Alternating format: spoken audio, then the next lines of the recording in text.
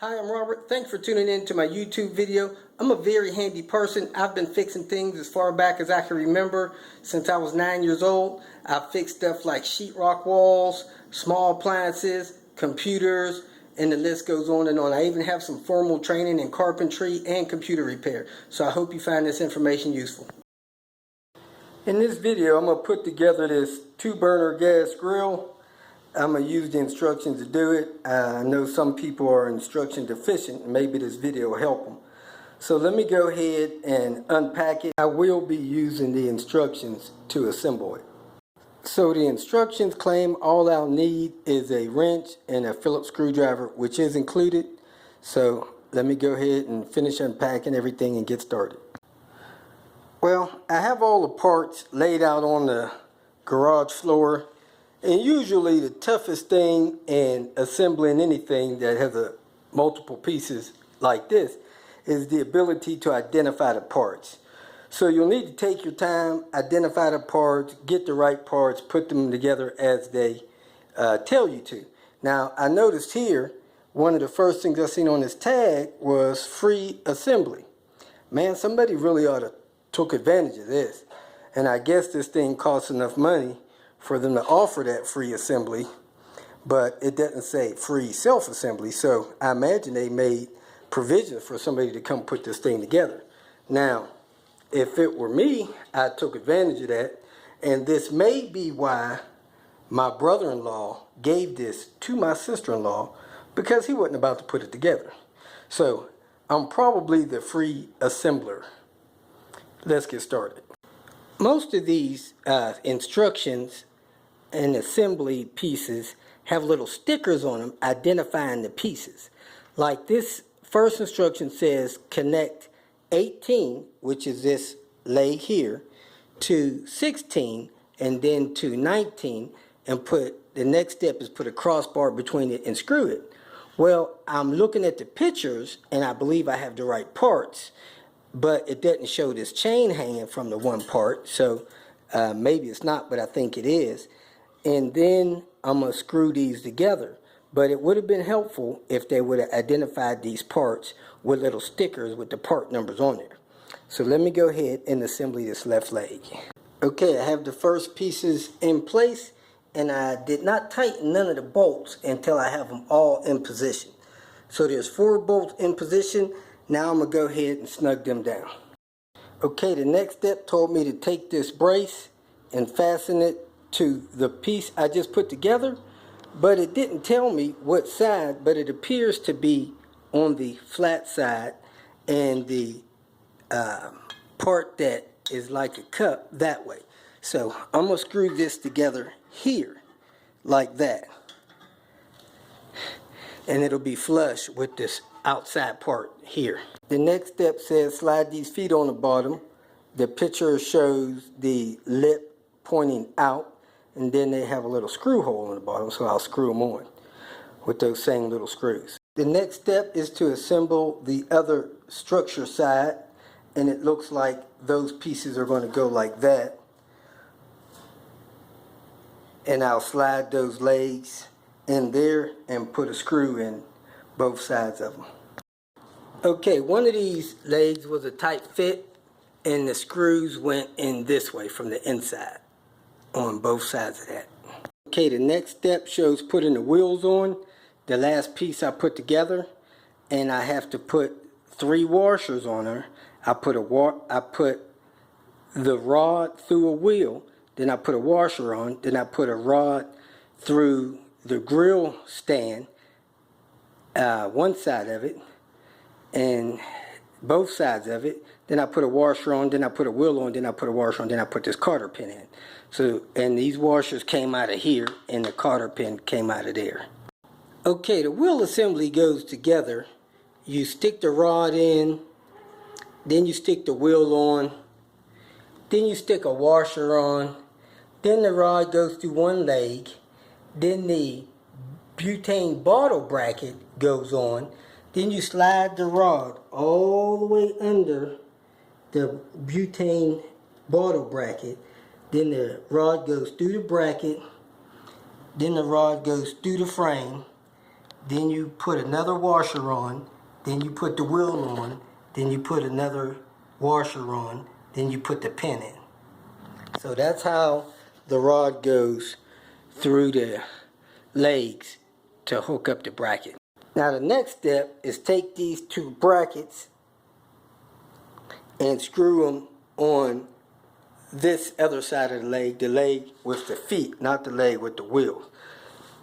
So I'm going to take these brackets and screw them in like this with those little screws. Now I have those braces installed. I want to encourage you to try to use the tool they provide. Normally, if you use their tool, you won't over tighten your screws. I have a nice big comfortable screwdriver, but if I switch to it, there's a chance that I'll start over tightening those screws and strip one out in the frame. So try to use their driver and snug this stuff down good. Don't tighten it too tight. You can always go back and snug the screws back down. Okay, the next step is to screw this in onto this other piece. So let me go ahead and do that with 4 screws. Okay, so I got that piece screwed together, and now that stand is standing on its own. Again, don't get lazy and break out a screw gun and start screwing these in. You don't want to strip any of these screws inside the frame. The next thing it's instructing me to do, to take that big flat piece there and that flat piece on the ground there and screw them on the back side, the opposite side of those brackets. Now this top panel butts up to the lower panel. So put the screws in, all 8 screws in, 4 on both sides, 2 on the top panel, 2 on the bottom, before you snug or tighten any of them down. And then when you do go to tighten them down, you may want to make the back of it flush with your thumb so that it doesn't protrude out when you tighten them down. So it'll be a good, nice, clean fit. The next step is screwing this piece across the front up top here. So I'm going to put that like that and screw it there. Now the next step has me screwing those brackets on the back side of the grill, and it's telling me to use the common short screws I have, use the washers, the 6 washers, put the washers on the side of the screw head, which is not normal. Normally you put washers on the nut side, but it says put them on the screw head side, and then put the nuts that's in the package on the back of the bracket. So let me put that together and show you how it looks. Okay, I bolted those brackets on the back. Again, resist using your own tools and try not to over torque anything. Don't scrape this thing across the ground in places like that to scratch it up. That'll cause premature rusting. And the screw heads have the washers on that side of it. The next step is to take the pot assembly and put it on the stand assembly, and the flat panels there is the front, so you'll have to turn the burner area controls around so that they face that direction, and there's a couple holes in the side of the pot on both sides, and the top of the stand has a little bit of a bevel there, and you'll see a couple of holes in it where those screws go. So there's 2 on one side, 2 on the other. So let me spin the pot around, screw it in, and again, you want to start all 4 screws before you tighten any of them down. Okay, so I got all 4 screws in, they're tightened down, they have a washer on the head of the screws, and the controls up front. Now I'm ready for the next step. So I took a little wire cutters, cut that zip tie off of there. The next step is to plug these igniter controls in to the grill there, to those white pieces, and slide the gas connections there onto the burner assemblies, and then put screws in the end of the panel there. So let me go ahead and set that in place and connect those wires and pick up from there.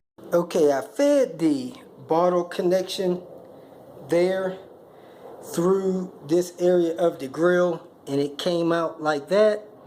Then I plugged in the igniter as far as they would go. They're tight fit, so You will have to work them on. Then I slid the tip of the burner control into the burner tubing. It's not no special deep tight fit, but it does fit in there. And then I set 2 screws in place on the end. So I'm gonna go ahead and screw the end of that panel on. I think it's safe to do that even though I didn't see it in the instructions yet. Okay, I got the igniter wires tucked down in there, the burner tips going into the burner assembly, and the screws in the side of it. Okay, on the next step, we're going to put the side carts on where you set your food or your utensils. And what they say to do is start your 4 screws. Don't tighten them, just get them started, leave them sticking out. Then I bet those things will hang on there. Then you can tighten them down if you want them to be permanent. Okay, so I got my screws in place, 2 there, 2 there, and on the other end as well. Now I'm going to go ahead and hook the trays on the side of it, and then I'm going to go ahead and tighten them down. I'm going to make them permanent. Next thing I'm going to do is place my knobs on the front of the grill. Next thing you do is screw this heat shield under this side of the grill that has the burner connection for your propane tank. So there's 2 screw holes there, screw that under there. The next step is to put the lid together, put the hinges on it and the handle on it. The handles has those brackets and wing nuts, and the hinges have the screw heads screwing into the grill, through the grill, then a washer and the nut on the inside of the grill lid. So let me go ahead and put that together and show you how it looks. Okay, you slide the handles through the hole, you put those brackets on there so that the lid doesn't close and make a clanging sound and scratch it up, and then you put your screws, your wing nuts on that side. So that's how you put your handle on. Then your hinge has your nuts and your screws on that side, and then your screw heads on the other side. So that's how you put your hinge bracket on. Next, you set the lid on top of the grill and align the hinges in the back and put the pins through them, and then put the Carter pins in them. Okay, I put the lid hinge on the inside of the grill hinge, stuck the pin through, then stuck the Carter pin in. If for some reason you have a hard time getting that to line up, just use your wrench tool and push it up or down or whatever direction you need to get both of those hinges in and pinned in place. Next, you put your rack in place. You feed it through one side of the lid, bring it over, set it in the other side of the lid, and then come down on the bottom of it and hook the bottoms of it in. Now that rack will only stay one way, so the top of it should have the lip so things can't slide off the back of it, and then you hook in the bottom and hook in the top and it'll stay. And like I said, it'll only stay in one way, so the other way it'll fall down. Next, you set your burner heat displacers in place. They just sit down in there over the burners like that. Now I'm going to show you how this igniter works. Basically, you hook up the gas, you turn the gas on slowly, and as the gas starts to fill and you turn around, when you get to the igniter part, the igniter is a mechanical igniter, and you'll watch, you may see the flicker here when it gets there. So then it pops over. That should light your propane, and then your burner will light. But you won't see that with these burner guards in place. Next, you put your primary grill thing in place there. This little grease catcher or whatever under here, and it slides on the bottom of the grill under this way. So it'll just sit there and catch the grease. Now, the grill is totally together, ready to be used, short of hooking up your propane tank. So, I'll go ahead and walk you through hooking this up, but do follow the instructions and the warnings and stuff like that. Now, when you're going to hook up your butane, it's best to go ahead and hook the butane up to the grill and secure the tank in there. And the bottom of the tank will fit in those slots on the lower wheel side bracket. So go ahead and set that bottle into place and then hook that top piece to hold the top of the bottle stable before you hook up your gas connection. Okay, the bottom of your butane tank is in the bracket there. The top bracket is holding it in place. Now you can take the seal off and hook up the connection. So let me go ahead and take this stuff off the connection so I can show you how that hooks up. You go ahead and leave your warning and instruction tag on there. Then you can see the end of the thing that hooks up to the butane tank.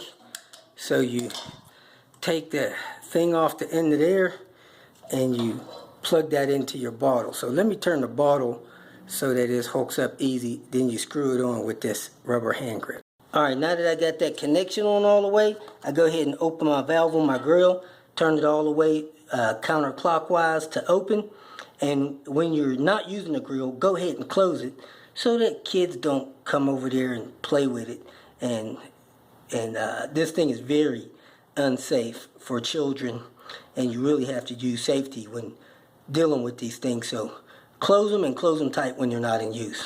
Okay, now that I got the gas on, or the butane on, everything is hooked up, I'm going to take this valve and turn it on slow, and then when it hits high, it should light this right burner. So I'm turning it. I hear the gas pumping. When it ignites on the igniter, you see the flame lit. So this grill is lit. It is working. Then you adjust the flames to however warm you need it. You do the same thing for the other side.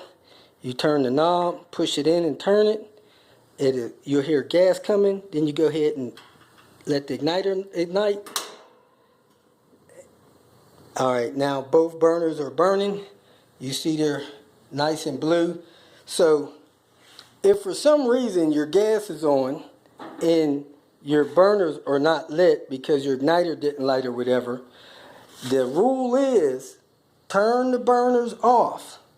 Leave them off for 5 minutes. Let them air out before you go to relight them. Because if you don't, gas could be looming in the grill. And if you just go ahead and light them right away, or try to, you may have so much gas in there that it'll set you on fire as well as light those burners. A lot of people end up in the hospital with doing that. So if your burner is on and not lit, shut it off, wait 5 minutes before you try to turn it on, and have the lid open so that any looming gases can escape. Okay, I'm not a grill cooker, so I'm not about to use the grill. I turned both the burners off.